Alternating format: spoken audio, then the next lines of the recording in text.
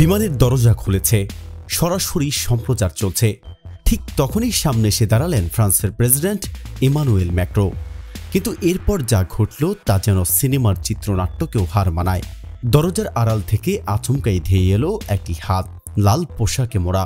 মুহূর্তেই সপাটে একটি চর এসে পড়ল ম্যাক্রোর গালে। হতবাক ফরাসি প্রেসিডেন্ট সামান্য থমকে গেলেন, যেন বিশ্বাসই করতে পারছেন না ঠিক কি হলো।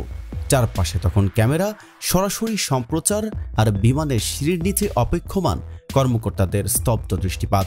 রবিবারের এই অপ্রত্যাশিত ঘটনার সময় ম্যাক্রো ছিলেন ভিয়েতনাম সফরে।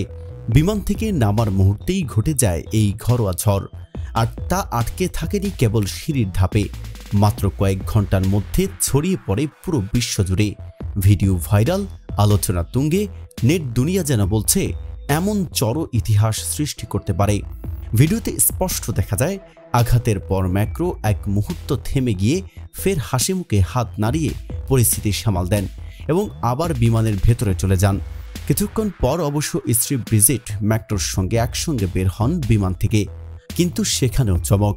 ম্যাক্রো স্ত্রীর হাত ধরতে চাইলে ব্রিজিট তার হাত এড়িয়ে সোজা নেমে যান। রয়ে যায় শুধু অস্বস্তি আর অদৃশ্য উত্তেজনার ছাপ।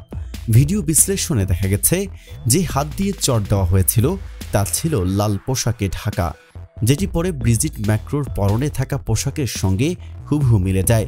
ফলে ধারণা আরও জোরালো হয়েছে এই চড় এসেছিল প্রেসিডেন্টের স্ত্রীর হাত থেকেই। প্রথম দিকে এলিসি প্রাসাদ বিষয়টিকে নকল ভিডিও বলে উড়িয়ে দিলেও পরে এক বিবৃতিতে জানানো হয় এটি ছিল তাদের ব্যক্তিগত খুনসুটি। তবে নেটিজেনরা বলছেন ভিন্ন কথা। ব্যক্তিগত হোক বা না হোক, এমন দৃশ্য তো সাধারণত লোকচক্ষুর আড়ালেই ঘটে। বিশ্বজুড়ে রাজনৈতিক ভব্যতা আর প্রোটোকলের ভিড়ে এমন এক স্ন্যাপচট যেন চড়া একটা বার্তাই দিয়ে গেল। প্রেসিডেন্ট হলেও স্ত্রীর রাগ মানেই সর্বনাশ। তবে প্রশ্ন থেকেই যাচ্ছে, এটা কি সত্যি শুধুই খুনসুটি, নাকি ক্যামেরার সামনের আচরণ সামলে নেওয়া এক বিব্রত রাষ্ট্রপ্রধানের ক্ষণিকের নাটক?